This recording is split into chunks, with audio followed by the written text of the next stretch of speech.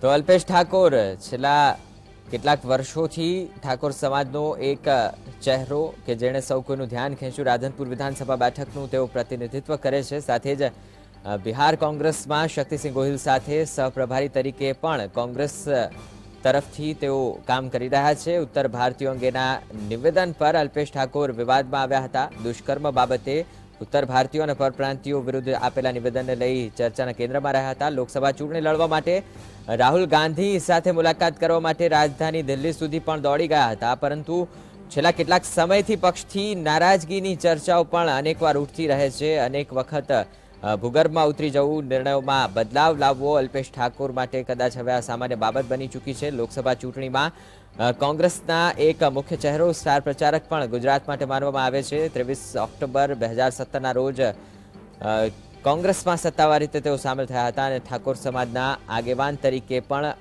ઉત્તર ગુજરાતના જે જિલ્લાઓ છે ત્યાં એક આગેવાન તરીકે મહત્વપૂર્ણ છબી તેઓ ધરાવે છે। ગુજરાત ક્ષત્રિય ઠાકોર સેનાની પણ અલ્પેશ ઠાકોરે સ્થાપના કરી હતી। અલગ અલગ સામાજિક હેતુ સાથે સ્થાપના થઈ હતી, જેમાં વ્યસન મુક્તિ, ઓબીસી એકતા મંચની સ્થાપના આશયથી કરી હતી। દારૂબંધી, નશાબંધી સહિતની વાતો પણ અનેક વખત તેઓ સ્ટેજ પરથી ગજવી ચૂક્યા છે।